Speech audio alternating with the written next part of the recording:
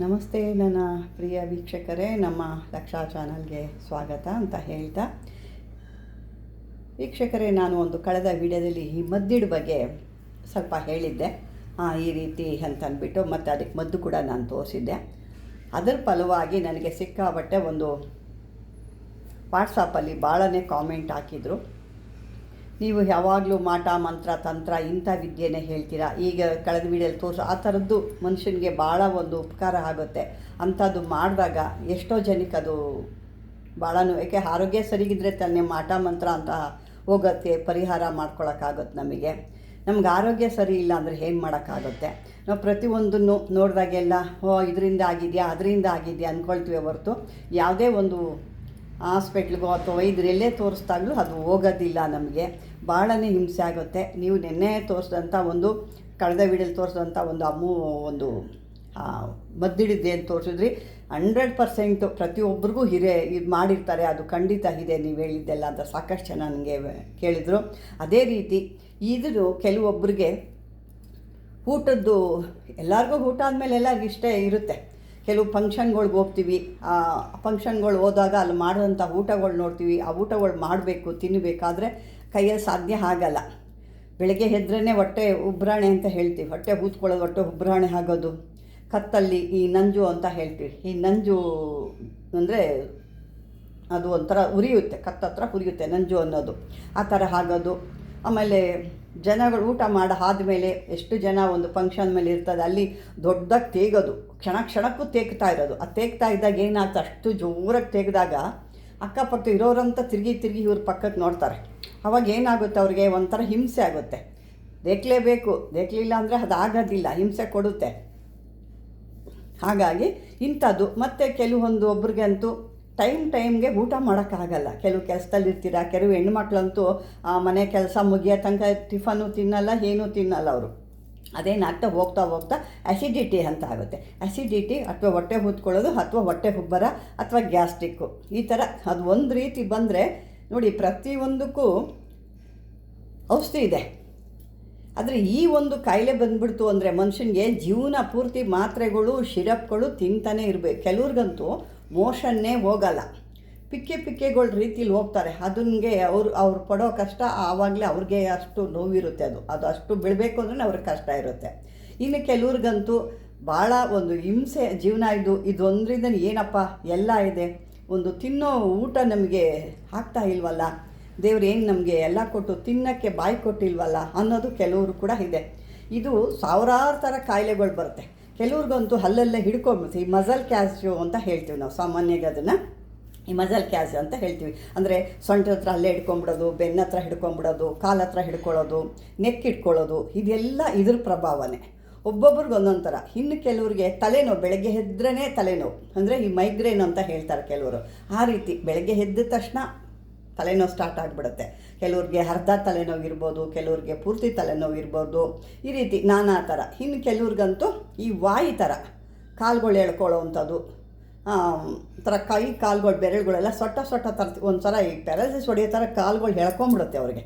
ಆ ಬೆರಳುಗಳು ಒಂದು ಕ್ಷಣ ಅದನ್ನು ಅವರು ಮಸಾಜ್ ಮಾಡಬೇಕು ಅವಾಗ. ಆ ರೀತಿ ಇದು ಅಂತೂ ಸಾವಿರಾರು ಥರ. ಇಷ್ಟೇ ಥರ ಇದ್ರ ರೋಗ ಅಂತ ಹೇಳೋಕ್ಕಾಗಲ್ಲ. ನೋಡಿ, ಕ್ಯಾನ್ಸರ್ ಬಂದರೆ ಕ್ಯಾನ್ಸರು ಅಂತ ಹೇಳ್ಬೋದು, ಅದರ ಬ್ಲಡ್ ಕ್ಯಾನ್ಸರು, ಆ ಕ್ಯಾನ್ಸರ್, ಈ ಕ್ಯಾನ್ಸರ್, ಏನೇನೋ ಒಂದು ಹೇಳ್ತದೆ. ಆದರೆ ಇದರಲ್ಲಂತೂ ಸಾವಿರಾರು ಥರ ಇದ್ದಾರೆ. ಅದು ಜಾಸ್ತಿ ಉಲ್ಬಣ ಆದಾಗ ಏನು ಮಾಡ್ತೀವಿ, ಹೋಗ್ತೀವಿ ವೈದ್ಯರ ಹತ್ರ ಹೋಗ್ತೀವಿ, ಅವ್ರು ಕೊಟ್ಟಂಥ ಒಂದು ಮಾತ್ರೆನೋ ಅಥವಾ ಶಿರಪ್ಪೋ ಏನೋ ತೊಗೊಳ್ತೀವಿ. ಆ ಕ್ಷಣಕ್ಕೆ ಅದು ಕಮ್ಮಿ ಆಗುತ್ತೆ ಬೆಳಗ್ಗೆ ಯಥಾ ಪ್ರಕಾರ. ಇದಂತೂ ಈ ಮಾತ್ರೆಗಳನ್ನ ಅಥವಾ ಶಿರಪ್ಗಳನ್ನ ಹೆಂಗೆ ತೊಗೊತಾ ಇದ್ದಾರೆ ಜನ ಅಂತಂದರೆ ಅಡಿಕ್ಟ್ ಆಗಿಬಿಟ್ಟಿದ್ದಾರೆ ಅದಕ್ಕೆ. ಅದಿಲ್ಲ ಅಂದರೆ ಇವ್ರಿಗೆ ಆಗೋದೇ ಇಲ್ಲ. ಬೆಳಗ್ಗೆನೇ ತೊಗೋಬೇಕು, ತಿರುಗಿ ಮಧ್ಯಾಹ್ನ ತೊಗೋಬೇಕು, ತಿರುಗಿ ರಾತ್ರಿ ತೊಗೋಬೇಕು. ಆ ಒಂದು ಅದಕ್ಕೆ ಒಂದು ಅಡಿಕ್ಟ್ ಆಗಿರ್ತಾರೆ. ಆ ರೀತಿ ಆದಾಗ ಏನಾಗುತ್ತೆ ಹೇಳಿ, ಅದು ಕಿಡ್ನಿಗೆ ಮುಂದಕ್ಕೆ ವಯಸ್ಸಾದಂಗೆಲ್ಲ ಕಿಡ್ನಿಗೆ ಎಫೆಕ್ಟ್ ಆಗುತ್ತೆ. ಜಾಸ್ತಿ ಮಾತ್ರೆಗಳನ್ನ ಯಾವತ್ತೂ ಸೇವನೆ ಮಾಡಲೇಬಾರ್ದು. ಅದರ ಒಂದು ಹಿತಿಮಿತಿ ಇದ್ದರೆ ಒಳ್ಳೆಯದು. ಹಾಗಾಗಿ ಇಂಥದ್ದೆಲ್ಲ ಆದಾಗ ನಾವು ಕೆಲವೊಂದು ನಮ್ಮ ಮನೆಯಲ್ಲಿರೋ ಅಂಥ ವಸ್ತುಗಳಿಂದ ಅಥವಾ ಇನ್ನೂ ಸ್ವಲ್ಪ ಹೊರಗಡೆ ಒಂದು ಮೂಲಿಕೆಗಳಿಂದ ಕೂಡ ನಾವು ಒಂದು ತಯಾರು ಮಾಡ್ಕೋಬೋದು. ನೋಡಿ, ಇವತ್ತು ನಾನು ಅಲ್ಲಿಗೆ ವಿಷಯಕ್ಕೆ ಬರ್ತಾಯಿದ್ದೀನಿ. ಯಾಕೆಂದರೆ ಇಷ್ಟು ಯಾಕೆ ಹೇಳ್ತಿದ್ದೀನಿ ಅಂದರೆ ಒಬ್ಬೊಬ್ರಿಗೆ ಒಂದೊಂದು ರೀತಿ ಇರುತ್ತೆ. ಇನ್ನು ಕೆಲವ್ರಿಗೆ ಅದು ಓವರ್ ಆದಾಗ ಕೂದಲುಗಳು ವಿಪರೀತ ಉದುರ್ತಿರ್ತವೆ, ಕೂದಲು ವಿಪರೀತ ಉದುರ್ತಾ ಇರ್ತವೆ. ಅದು ಅನ್ಕೊತಾರೆ ಏನೋ ನೀರು ಏನೋ ಪ್ರಾಬ್ಲಮ್ ಆಗಿದೆ, ಅಥವಾ ಎಣ್ಣೆ ಯಾವುದೋ ಚೆನ್ನಾಗಿಲ್ಲ, ಈ ಸೋಪ್ ಚೆನ್ನಾಗಿಲ್ಲ, ಶಾಂಪು ಏನೋ ಒಂದು ಅದ್ರ ಮೇಲೆ ನಾವು ಗೂಬೆ ಕೂರಿಸ್ತೀವಿ. ಆದರೆ ನಮ್ಮಲ್ಲಿ ದೇಹದಲ್ಲಿ ಉತ್ಪತ್ತಿ ಏನಾಗುತ್ತೆ ನೋಡಿ, ಆ್ಯಸಿಡಿಟಿ ಅನ್ನೋದು, ಅದು ಉತ್ಪತ್ತಿ ಯಾವ್ಯಾವ ರೀತಿ ಆಗುತ್ತೋ ಆ ಥರ ಎಲ್ಲ ಮನುಷ್ಯನಿಗೆ ಅವರವರ ದೇಹಕ್ಕೆ ತಕ್ಕನಾಗೆ ಇದು ಆಗ್ತಾ ಇರುತ್ತೆ. ಈ ಥರ ಎಲ್ಲ ಆದಾಗ ಇಂಥ ಒಂದು ವಸ್ತುಗಳನ್ನ, ಯಾಕೆ ಇದು ಮನೆಯಲ್ಲಿ ಒಂದು ಸ್ವಲ್ಪ ನಾನು ಸೇರಿಸ್ಕೊಂಡಿದ್ದೀನಿ, ಮತ್ತು ಈ ಮದ್ದಿಡುವಂಥ ನಾನು ಕೆಲವು ಮಾಡಿದ್ನಲ್ವ, ಅದಕ್ಕೂ ಇದು ಬರುತ್ತೆ. ಈ ಮೋಷನ್ ಅಂತ ಹೇಳಿದ್ರೆ ಅದಕ್ಕೂ ಕೂಡ ಇದು ಬರುತ್ತೆ. ಇದನ್ನು ನಾವು ಯಾವ ರೀತಿ ತಗೋಬೇಕು ಅನ್ನೋದು ನೋಡೋಣ. ಇದನ್ನು ನಾವು ಬೆಳಗ್ಗೆನೆ ಏನೂ ತಿನ್ನಬಾರ್ದು, ಬೆಳಗ್ಗೆನೆ ಏನು ತಿಂದಿರಬಾರ್ದು, ಖಾಲಿ ಹೊಟ್ಟೆಲಿ ಅಥವಾ ಬರೀ ಹೊಟ್ಟೆಲಿ ಅಥವಾ ಎಂಟಿ ಸ್ಟಮಕಲ್ಲಿ. ಇದನ್ನು 1 ಲೋಟ ನೀರು ತೊಗೋಬೇಕಂದ್ರೆ ಒಂದು ಅರ್ಧ ಲೀಟ್ರ್ ತೊಗೊತಿರೋ ಅಥವಾ 1/4 ಲೀಟ್ರ್ ತೊಗೊಳ್ತಿರೋ ನಿಮಗೆ ಸೇರಿದ್ದದು, ನಿಮ್ಮಮ್ಮ ಶಕ್ತಿ ಎಷ್ಟು ತೊಗೊಂಡ್ರು ಅಷ್ಟಷ್ಟು ಇರುತ್ತೆ. ಇದು ಮೊದಲಾಗಿ ನಾನು ಏನು ಹೇಳ್ತೀನಿ, ಮೋಷನ್ ಕ್ಲಿಯರಾಗಿ ಹೋಗೋದು ಕೇಳ್ತಾ ಇದ್ದೀನಿ. ಮೋಷನ್ನು ಹೋಯಿತು ಅಂದರೆ ಗ್ಯಾಸ್ಟ್ರಿಕ್ ಅರ್ಧ ಸ್ವಲ್ಪ ಕಮ್ಮಿ ಆಗುತ್ತೆ, ಅಥವಾ ಆ್ಯಸಿಡಿಟಿ ಕಮ್ಮಿ ಆದಂಗೆ ಆಗುತ್ತೆ.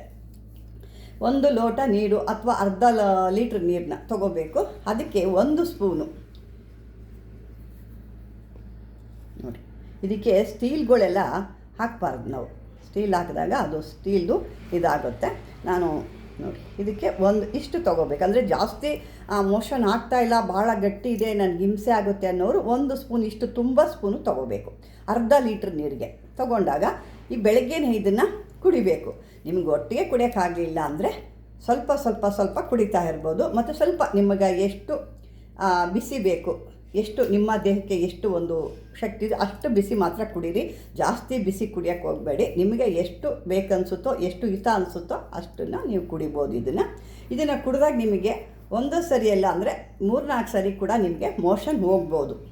ಮತ್ತು ಅದರೊಳಗಡೆ ಮೋಷನ್ ಹೋಗೋದ್ರೆ ಈ ಮದ್ದಿಡಿದ್ರೂ ಕೂಡ ಅದರೊಳಗಡೆ ಹೊರಟೋಗ್ಬಿಡುತ್ತೆ. ಇದು ಯಾವುದೇ ರೀತಿ ವಾಮಿಂಟಿಂಗ್ ಅಲ್ಲ, ಅಥವಾ ಏನೋ ಕಕ್ಸೋದಲ್ಲ, ಏನೂ ಮಾಡೋಕ್ಕಾಗಲ್ಲ.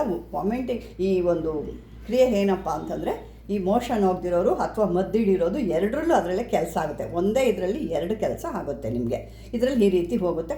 ಆಮೇಲೆ ನೀವು ದಿನ ಇದನ್ನು ಆಮೇಲೆ ನೀರು ಏನು ಕುಡಿತೀರಲ್ವಾ, ಆವಾಗ ಪ್ರತಿ ಒಂದು ಸಾರಿ ಕೂಡ ನೀವು ಆ ನೀರು, ಮಾಮೂಲಿ ನೀರು ಏನು ಕುಡಿತೀರ ಅದ್ರ ಬದಲು ಇದನ್ನೇ ಕುಡಿಬೋದು. ಜಾಸ್ತಿ ಓವರ್ ಆಗಿರೋರು, ಈ ದೇಕು ಕ್ಷಣಕ್ಕೂ ಬರ್ತಾ ಇದೆ, ಊಟ ಮಾಡಿದ ತಕ್ಷಣ ಹುಬ್ಬಿಸ್ಕೊಂಡ್ಬಿಡುತ್ತೆ, ಇಂಥ ಇರೋರು, ಜಾಸ್ತಿ ಆಗಿದೆ ನನಗೆ ಆ್ಯಸಿಡಿಟಿ ಅನ್ನೋರು, ಇದನ್ನು ನೀವು ಕುಡಿಬೇಕಾರಲ್ಲ, ಬೆಳಿಗ್ಗೆ ಸಂಜೆ ಮಧ್ಯಾಹ್ನ 3 ಹೊತ್ತು ಕೂಡ ಕುಡಿಬೋದು, ಅಥವಾ ಬಾಯಾರಿಕೆ ಆದಾಗೆಲ್ಲ ಕುಡಿಬೋದು ಇದನ್ನು. ಆಮೇಲೆ ನೀವು ಪ್ರಮಾಣನ ಇಷ್ಟು ಪ್ರಮಾಣ ಮಾಡ್ಕೊಳ್ಬೇಡ. ನಂತರ ಇದು ಒಂದು ಅರ್ಧ ಸ್ಪೂನ್ ಹಾಕ್ಕೋಬೇಕು. 1 ಲೋಟ ಅಥವಾ ಅರ್ಧ ಲೋಟ ನೀರಿಗೆ ಅರ್ಧ ಸ್ಪೂನ್ ಹಾಕ್ಕೋಬೇಕು. ಹಾಕ್ಕೊಂಡಾಗೆಲ್ಲ ನಿಮಗೆ ಇದನ್ನು ಒಂದು 45 ದಿನ ಇದನ್ನು ತೊಗೊಂಡ್ರೆ ನಿಮ್ಮ ಜೀವನದಲ್ಲಿ ಆ್ಯಸಿಡಿಟಿ ಅನ್ನೋದೇ ಆಗಲಿ, ಆ ಗ್ಯಾಸ್ಟ್ರಿಕ್ ಅನ್ನೋದೇ ಆಗಲಿ, ಅಥವಾ ಹೊಟ್ಟೆ ಉಬ್ಬರಾಣೆ ಆಗೋದು, ಆ ಮೋಷನ್ ಇರೋದು 100% ನಿಮಗೆ ಅದು ನಿಮ್ಮ ಕಡೆ ತಿರುಗು ಕೂಡ ನೋಡಲ್ಲ.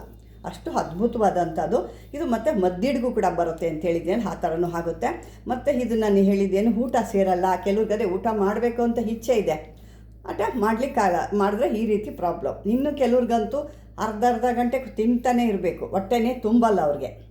ಹೊಟ್ಟೆ ತುಂಬ್ದಂಗೆ ಅನ್ಸಲ್ಲ. ಈಗ ತಿಂದಿರ್ತಾರೆ, ಆಗಲಿ ಇನ್ನೊಂದು 10 ನಿಮಿಷ ಮತ್ತೆ ಊಟ ಅಂತಿರ್ತಾರೆ. ಅಂದರೆ ಅದು ಕೂಡ ವಿರೇಚನ ಅದು ಆಗ್ತಾ ಇರೋದಿಲ್ಲ ಅವ್ರಿಗೆ. ಅದಕ್ಕೆ ಆಗಿ ಅದು ಕೂಡ ಆಗುತ್ತೆ. ಇದ್ರನ್ನವ್ರು ಕೂಡ ಅಂದರೆ ನೀವು ನೀರು ಜಾಸ್ತಿ ಕುಡಿಬೇಕು. ನಿಮಗೆ ಬೇಕು ಅಂದರೆ ಬೆಳಗ್ಗೆಯಿಂದ ಸಂಜೆ ತನಕ ಸ್ವಲ್ಪ ಉಗುರು ಬೆಚ್ಚಗೆ ಮಾಡಿ ಕುಡಿತಾ ಇರ್ಬೋದು, ಅಥವಾ ಸ್ಟಾಕ್ ಮಾಡ್ಕೊಂಡು ಬೆಚ್ಚಗೆ ಮಾಡಿ ಕೂಡ ನೀವು ಕುಡಿಬೋದು. ನಿಮ್ಮನ್ನು ಅನುಕೂಲ. ಇದನ್ನು ಈ ರೀತಿ ಮಾಡಿಕೊಡಿದಾಗ ನಿಮ್ಮ ದೇಹ ಆರಾಮವಾಗಿ, ಅನುಕೂಲವಾಗಿ, ನಿಮ್ಮ ದೇಹ ಹೇಗೆ ಇವಾಗೆಲ್ಲ 60 ವರ್ಷ 40 ವರ್ಷ ಹೋಗ್ತಿರೋರು 100 ವರ್ಷ ಗ್ಯಾರಂಟಿಯಾಗಿ ಆರೋಗ್ಯವಾಗಿರ್ತೀರ. ಯಾಕೆಂದರೆ ಆಯಸ್ಸು ನಾನು ಕೊಡೋಕ್ಕಾಗಲ್ಲ.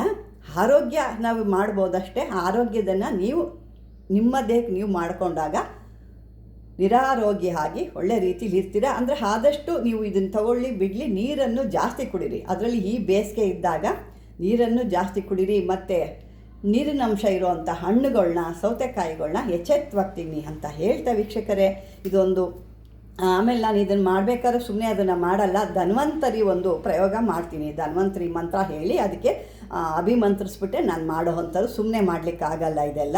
ಧನ್ವಂತರಿ ಪ್ರಯೋಗ ಮಾಡಿ ಧನ್ವಂತರಿ ಒಂದು ಮಂತ್ರಗಳನ್ನ ಹೇಳಿ ಅದನ್ನು ಪೂಜೆ ಮಾಡಿ ಆ ಧನ್ವಂತರಿ ಸ್ವಾಮಿಗೆ ಅದನ್ನು ಅರ್ಪಣೆ ಮಾಡಿ ಅದು ನಾನು ಬೇರೆಯವ್ರಿಗೆ ಕೊಡೋ ಅಂಥದ್ದು. ವೀಕ್ಷಕರೇ, ಈ ಒಂದು ಅದ್ಭುತವಾದಂಥ, ಯಾಕೆ ಸಾಕಷ್ಟು ಜನ ಕೇಳ್ತಾ ಇದ್ರು, ಅದರಿಂದ ನಾನು ಇದನ್ನು ಒಂದು ಮಾಡಿದೆ. ಅದು ಬೇಕಾಗಿತ್ತು ನಮಗೂ ಕೂಡ, ನಮ್ಮ ಕಡೆಯವರು ನಮಗೆ ಎಲ್ಲ ಬೇಕಾಗಿತ್ತು.